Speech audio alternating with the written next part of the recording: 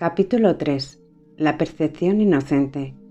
Subcapítulo 1. Expiación sin sacrificio. Hay otro punto que debe quedar perfectamente claro, antes de que pueda desaparecer cualquier residuo de temor que aún esté asociado con los milagros. La crucifixión no estableció la expiación, fue la resurrección la que lo hizo.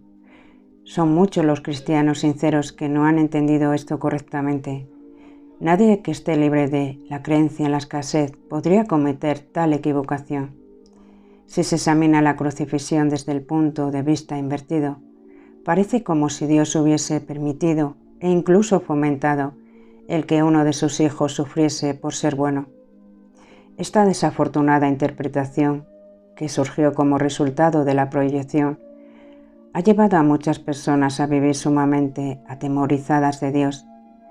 Tales conceptos antirreligiosos son infiltradas en muchas religiones. El auténtico cristiano, sin embargo, debería hacer una pausa y preguntarse: ¿cómo iba a ser posible esto? ¿Cómo iba a ser posible que Dios mismo fuese capaz de albergar el tipo de pensamiento que sus propias palabras han señalado claramente que es digno de su Hijo? La mejor defensa, como de costumbre, consiste en no atacar la posición de otro, sino más bien en proteger la verdad. No es muestra de sensatez aceptar un concepto si para justificarlo tiene que invertir todo un marco de referencia. Este procedimiento es doloroso en sus aplicaciones menores y verdaderamente trágico a una escala mayor.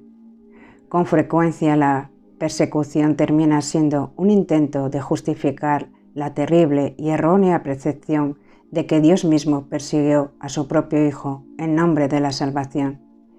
Ni siquiera las palabras mismas tienen sentido. Superar esto ha sido sumamente difícil, pues si bien este error no es más difícil que corregir que cualquier otro, son muchos los que no han estado dispuestos a abandonarlo en vista de su eminente valor como defensa. Un ejemplo menor, dramático, es el que el padre dice: «Esto me duele más que a mí que a ti», pero se siente exonerado al darle una paliza a su hijo. ¿Crees que nuestro Padre piensa realmente así? Es tan esencial eliminar cualquier pensamiento de este tipo que debemos asegurarnos de que nada semejante permanezca en tu mente. Yo no fui castigado porque tú fueras malo. La lección completamente benévola que la expiación enseña se echa a perder si se mancilla con cualquiera de las formas en que esta clase de distorsión se manifiesta. La afirmación «mía es la venganza», dice el Señor, es una percepción falsa mediante la cual uno le atribuye a Dios su propio pasado malvado. Ese pasado malvado no tiene nada que ver con Dios. Él no creó ni tampoco lo sustenta. Dios no cree en el castigo. Su mente no crea de esa manera. Dios no tiene nada contra ti por razón de tus malas acciones. ¿Cómo sería posible entonces que me hubiese acusado a mí por ellas? Asegúrate de que reconoces cuán absolutamente imposible es esta suposición y también de que procede enteramente de la proyección. Este tipo de error es responsable de una multitud de errores similares, incluyendo la creencia de que Dios rechazó a Adán y lo expulsó del jardín del Edén. Quizá por eso piensas a veces que no te estoy guiando bien. He tomado las máximas precauciones para usar palabras que sean casi imposibles de distorsionar, pero siempre es posible tergiversar los símbolos si así se desea. El sacrificio es una noción que Dios desconoce por completo. Procede únicamente del miedo, y los que tienen miedo pueden ser crueles. Cualquier forma de sacrificio es una violación de mi exhortación a que debes ser misericordioso tal como tu Padre en el cielo lo es. A muchos cristianos les ha resultado difícil darse cuenta de que esto les atañe a ellos. Los buenos maestros nunca aterrorizan a sus estudiantes. Aterrorizar es atacar, y como resultado de ello se produce un rechazo de lo que el maestro ofrece. malográndose así el aprendizaje. Se me ha llamado correctamente el Cordero de Dios que quita los pecados del mundo, mas quienes representan el Cordero manchado de sangre no entienden el significado del símbolo. Si se entiende correctamente, es un símbolo muy simple que habla de mi inocencia. El león y el cordero, tendidos uno junto al otro, simboliza que la fuerza y la inocencia no están en conflicto, sino que coexisten naturalmente en la paz. Bienaventurados los puros de corazón, porque ellos verán a Dios. Es otra forma de decir lo mismo. Una mente pura conoce la verdad, y en eso radica su fuerza.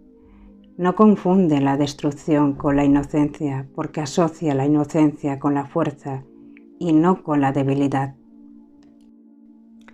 La inocencia es incapaz de sacrificar nada, porque la mente inocente dispone de todo y solo se esfuerza por proteger su plenitud. No puede proyectar, tan solo puede honrar a otras mentes, porque honrar a otros es el saludo natural de los verdaderamente amados hacia los que son como ellos. El Cordero quita los pecados del mundo, en el sentido de que el estado de inocencia o gracia es uno en el que el significado de la expiación es perfectamente obvio. La expiación carece por completo de ambigüedad. Es perfectamente inequívoca porque existe en la luz. Únicamente los intentos de ocultarla en las tinieblas han hecho que sea inaccesible para aquellos que eligen no ver. La expiación de por sí sola irradia verdad.